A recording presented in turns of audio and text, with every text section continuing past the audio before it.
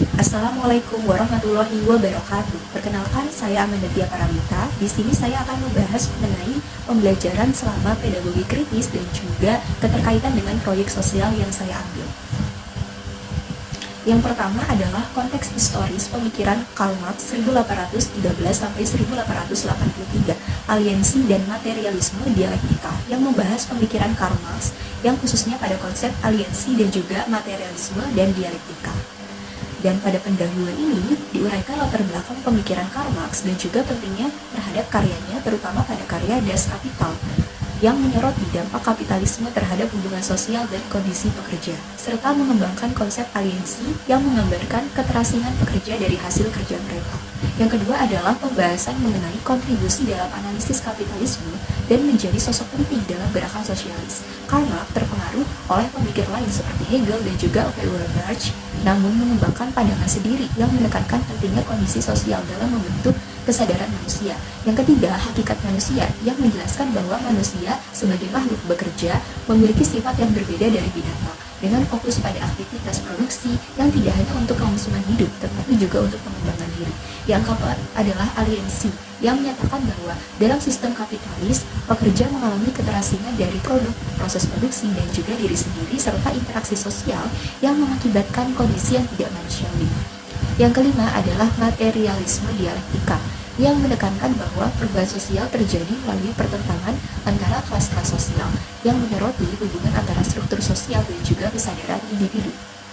Dengan kesimpulan bahwa Karl Marx menegaskan bahwa analisis kapitalisme ini menunjukkan bagaimana aliansi dapat diatasi melalui pemahaman dan juga perubahan struktural dalam masyarakat, sehingga memberikan wawasan yang lebih dalam mengenai pemikiran Karl Marx dan juga relevansinya dalam dinamika sosial dan ekonomi. Materi yang kedua adalah tentang mengenal teori kritis satu, yang membahas tentang pendekatan penting dalam ilmu sosial dan filsafat modern yang berakar dari mazhab Frankfurt, yang mencakup berbagai aspek penting. Yang pertama adalah pentingnya pemikiran kritis yang menjelaskan tujuan, serta penerapan teori dari Jürgen Habermas itu sendiri dalam ranah pendidikan di Indonesia. Yang kedua, pembahasan mengenai sejarah mazhab Frankfurt yang didirikan 1923 dengan mengembangkan teori kritis sebagai kritik terhadap marxisme tradisional dengan fokus pada kekuasaan dan dominasi melalui ideologi dan budaya. Yang ketiga, terkait perbedaan pemikiran antara Karl Marx dan juga mazhab Frankfurt, di mana fokus pada Karl Marx ini adalah ekonomi dan juga pertentangan kelas, sedangkan mazhab Frankfurt ini memperluas analisis dengan menekankan aspek budaya dan ideologi. Yang keempat, terkait teori kritis dari Jürgen Habermas itu sendiri, yang mengembangkan konsep tindakan komunikatif yang menekankan pentingnya komunikasi rasional dalam mencapai kesepahaman dan juga demokrasi. Selanjutnya adalah penerapan teori Habermas dalam pendidikan di Indonesia, di mana menggali bagaimana teori ini dapat diimplementasikan dalam konteks pendidikan di Indonesia, sehingga menciptakan lingkungan belajar yang lebih demokratis dan juga inklusif. Terkait studi kasus ini, menganalisis pada kebijakan merdeka belajar dan juga dominasi kekuasaan partai politik di Indonesia. Kesimpulannya bahwa teori kritis dari mazhab Frankfurt dan pemikiran Habermas ini memberikan wawasan terkait bagaimana pendidikan di masyarakat dapat dibentuk menjadi lebih kritis dan juga demokratis, sehingga mendorong individu untuk terlibat dalam proses berpikir kritis dan dialogis yang bertujuan untuk memberikan pemahaman yang lebih dalam tentang teori kritis dan aplikasinya dalam konteks pendidikan serta isu sosial di Indonesia. Selanjutnya adalah materi ketiga terkait teori kritis 2 yang merupakan lanjutan dari teori kritis 1, menjelaskan pentingnya kajian budaya dan teori kritis dalam memahami dinamika sosial, politik, dan budaya kontemporer. Teori kritis 2 ini muncul sebagai respon terhadap perubahan pasca Perang Dunia II dan kritik terhadap determinisme. Teori kritis generasi pertama. Sejarah munculnya teori kritis 2 ini menggambarkan teori pada tahun 1960 sampai 1970 dengan Jürgen Habermas sebagai tokoh kunci yang mengembangkan teori tindakan komunikatif dan etika diskursus, menyediakan pandangan teoritis tentang budaya dan juga perspektif multidisiplin yang dipengaruhi oleh pemikiran Karl Marx, Antonia Gramsci, dan juga sekolah Frankfurt. Fokus pada budaya jual beli online ini juga menunjukkan bagaimana hegemoni budaya bekerja, menciptakan kesadaran palsu pada konsumen dan meningkatkan konsumerisme. Teori neo-Marxian ini juga menggambarkan pemikiran Marxis yang menyoroti isu budaya hegemoni dan juga ketergantungan global dan interseksionalitas. Dan pada poststruktural ini menekankan bahwa makna selalu diperebutkan dalam dipengaruhi oleh konteks sosial. Studi kasus pada Poin ini adalah perubahan peran dan fungsi keluarga dalam masyarakat Minangkabau dan juga konteks teori terkait feminisme. Dengan kesimpulan bahwa teori kritis 2 ini memberikan pendekatan optimis dalam analisis sosial, menekankan pentingnya komunikasi dan ruang publik, serta budaya kritis berfungsi untuk mengungkap mekanisme kekuasaan dalam meningkatkan kesadaran sosial, mendorong perubahan dalam masyarakat, sehingga memberikan wawasan bagaimana teori kritis dan kajian budaya dapat digunakan untuk menganalisis fenomena sosial dan budaya yang ada pada saat ini. Selanjutnya adalah feminisme dan pendidikan sensitif gender, yang membahas hubungan antara feminisme dan pendidikan sensitif gender dalam konteks pendidikan kritis, yang dimulai dengan penjelasan mengenai gerakan feminisme sebagai respon terhadap ketidakadilan gender yang telah ada sejak abad ke-18. Meskipun banyak kemajuan yang dicapai, ketidaksetaraan masih terlihat di berbagai bidang, termasuk pendidikan. Pendidikan sensitif gender ini muncul sebagai pendekatan untuk menciptakan lingkungan belajar yang adil dan juga inklusif, menghapus bias dan juga stereotip gender. Gerakan feminisme ini pertama kali diperkenalkan oleh Charles Fourier yang bertujuan untuk menuntut kesetaraan hak perempuan dalam berbagai bidang melalui beberapa gelombang yang masing-masing fokus pada aliran yang berbeda.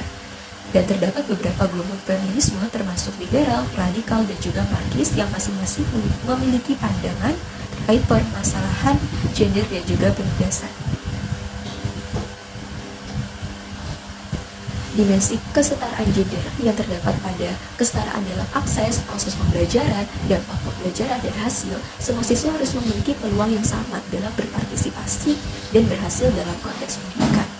Studi kasus ini menyoroti tentang kesenjangan gender dalam penggunaan teknologi digital, di mana perempuan merasa sering kurang percaya diri dalam menghadapi intimidasi secara online, sehingga adanya mendukung konsep kesetaraan gender dalam teknologi. Kesimpulannya, feminisme telah berperan penting dalam perjuangan hak-hak perempuan.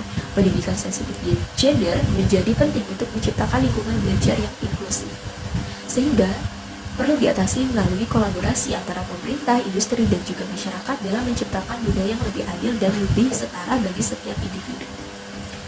Materi selanjutnya adalah terkait pembahasan kesadaran kritis dan juga pendidikan, yang membahas pertama adalah pentingnya pendidikan yang tidak hanya mentransfer pengetahuan tetapi membentuk pola pikir kritis, reflektif, dan juga kreatif, yang diperkenalkan oleh Paulo Freire, yang memungkinkan individu untuk memahami dan menganalisis realitas sosial secara mendalam sehingga menjadikannya agen yang aktif dalam transformasi sosial pembelajaran.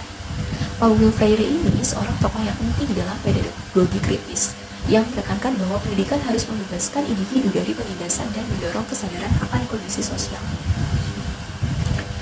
di mana kesadaran kritis ini melawan dominasi dalam pendidikan, sehingga mengedepankan dialog antara guru dan siswa, bukan hanya pengisian pengetahuan dari guru ke siswa, tetapi juga proses pembelajaran dan hasilnya. Freire mengungkapkan tahapan kesadaran manusia itu meliputi kesadaran magis, naif, dan juga kritis. Freire berargumen bahwa pendidikan harus mengedepankan individu, sehingga ia menolak model pendidikan tradisional yang bersifat hierarkis. Freire ini menekankan juga pentingnya dialog sebagai alat pendidikan, mengembangkan kesadaran, dan menempatkan siswa sebagai subjek yang aktif dalam proses pembelajaran. Studi kasus mencakup penerapan pembelajaran berbasis masalah dan penggunaan media dalam kelas untuk meningkatkan keterlibatan siswa dalam berpikir kritis. Menegaskan bahwa kesadaran kritis sangat penting dalam pendidikan. Dengan menerapkan kesadaran ini, pendidikan dapat menciptakan individu yang sadar, bertanggung jawab, dan berdaya, serta berkontribusi pada masyarakat secara adil dan berkelanjutan. Selanjutnya adalah pendidikan demokratis dan juga pendidikan multikultural, yang membahas konsep pendidikan demokratis dan pendidikan multikultural ini. Pentingnya kedua pendekatan ini dalam konteks pendidikan di Indonesia, yang bertujuan menciptakan lingkungan belajar yang mendukung kebebasan berpikir dan juga keterlibatan siswa, di mana fokus pada penghargaan terhadap keragaman budaya, etnis, dan juga agama. Tujuan pendidikan demokratis serta multikultural ini mengembangkan proses budaya demokratis dalam pendidikan dan dimensi pendidikan multikultural, sehingga dapat memahami dan menjelaskan kedua konsep tersebut serta implikasinya di Indonesia, dan mengajarkan nilai-nilai demokratis seperti kebebasan politik dan juga penghargaan terhadap hak individu. Sistem pendidikan yang dirancang untuk mengajarkan prinsip-prinsip demokrasi dengan pengalaman langsung. Pendidikan demokratis kritis ini juga mendorong siswa untuk berpikir kritis mengenai penerapan demokrasi dalam struktur kekuasaan, menciptakan lingkungan pembelajaran yang inklusif, serta memahami keberagaman sebagai bagian dari integral pembelajaran. Menurut James A. Banks, terdapat 5 dimensi penting dalam integrasi konten konstruksi pengetahuan, kesetaraan pedagogi, serta pengurangan prasangka dan penguatan kultur sekolah.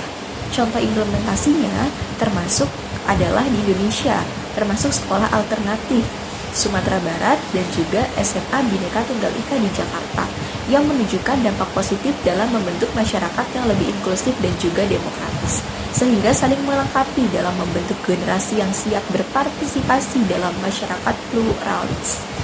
Dan kedua pendekatan ini berperan penting dalam menciptakan sistem pendidikan yang lebih adil, menghargai keragaman budaya, serta mengatasi masalah dominasi budaya tertentu.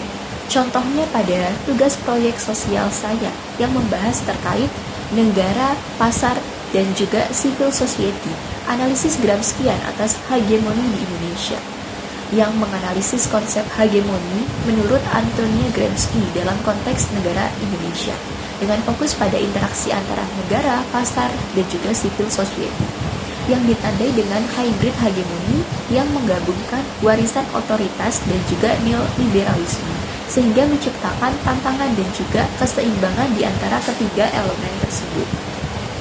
Yang pertama, metamorfosis hegemoni negara yang berakar dari masa Orde Baru, di mana kekuasaan terpusat pada eksekutif dan didukung oleh militer. Negara menggunakan institusi pendidikan dan media untuk mempertahankan kekuasaan, menciptakan masyarakat yang lemah. Yang kedua, hegemoni pasar dan neoliberalisme. Runtuhnya Orde Baru membawa neoliberalisme ini ditandai dengan liberalisasi ekonomi, yang meskipun ini menciptakan pertumbuhan ekonomi, dampaknya termasuk ketimpangan sosial dan juga kebergantungan pasar bebas. Yang ketiga adalah civil society atau counter hegemoni. Gerakan civil society ini muncul sebagai respon terhadap hegemoni pasar, yang berupaya membangun kekuatan alternatif melalui pemberdayaan komunitas, advokasi kebijakan, dan juga ekonomi alternatif. Solusinya dengan memberikan pendekatan komprehensif terhadap hegemoni, termasuk penguatan sosial society, informasi ekonomi yang inklusif, serta transformasi tata kelola yang mendukung partisipasi publik. Adanya keberlanjutan perubahan sosial ini memerlukan komitmen dan jangka panjang dari seluruh elemen lapisan masyarakat. Dengan kesimpulan, transformasi hegemoni di Indonesia ini menciptakan dinamika kompleks antara negara, pasar, dan juga civil society yang saling melengkapi.